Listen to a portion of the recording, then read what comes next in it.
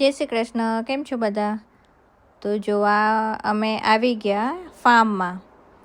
તો અહીંયા આગળ તબેલો છે, તો ફ્રેશ મિલ્ક લેવા માટે અમે આવ્યા. તો બધી ગાયો ચરતી હતી. બહુ જબરજસ્ત મોટું ફાર્મ હતું.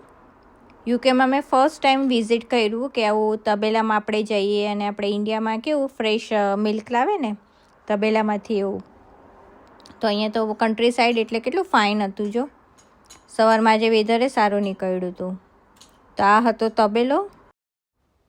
અહીંયા હું આવી પણ મને જરાય લાગ્યું નહીં કે આપણે કોઈ તબેલામાં ગયા છે.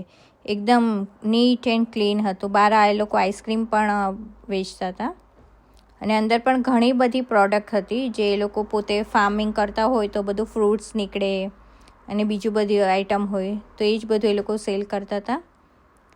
બહુ ફાઇન હતું અહીંયા આગળ.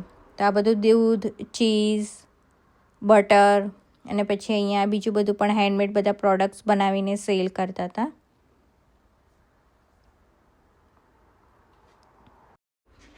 નાઇસ શોપ હતી. ખબર ને એ લોકો અંદર કપડાને બધું પણ વેચતા હતા અને બધા હેન્ડમેડ પ્રોડક્ટ હતા.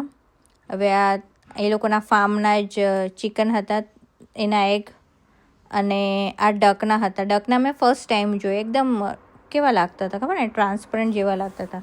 પછી અહીંયા હની અને જેમ ને બધું સેલ કરતા હતા. પછી આ બીજા એ ટાઈપના એગ્સ હતા ને બેકિંગની બધી આઇટમ્સ હતી, બ્રેડ્સ એન્ડ કૂકીઝ ને બધું.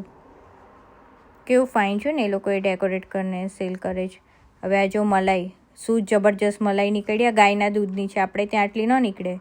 આ તો કેટલી જાડી છે ને દૂધ પણ પાછું જાડું હતું, એવું નહીં કે પાતળું થઈ જાય. ભાઈ અહીંયા યુકેમાં આવીને તો મેં પહેલી વાર જ એવી ફ્રેશ દૂધની મલાઈ ખાધી છે. મેં પહેલી વાર ચાખી છે. હું એકચ્યુઅલી દૂધ જ તાજું પહેલી વાર, નહીં તો આપણે ઓલું કેનમાંનું જ લઈ આવીએ. એટલે મેં તો બરાબરનું દબાઈને નાખી મલાઈ અને ચા સાથે પીધી. આ જો આ ત્રીજી ચમચી. હજી મને ઓછી પડતી હતી પણ ચા ઓછી હતી ને. પછી મેં તો આ કેળાની વેફર લીધી મસ્ત મરીવાળી અને મજા કરી આજે તો. અને ઓછી પડી એટલે મારે બીજો રસ્તો ગોતવાનો, એટલે મેં પાછું રસ ને રસની અંદર મલાઈ. પણ હજી મને ઓછી પડી એટલે થોડું છેલ્લે રસ બચ્યો તેમાં પાછી નાખી. કોને કોને આવું કોમ્બિનેશન ખાવાનું ભાવે છે કમેન્ટ કરીને મને લખો જરા.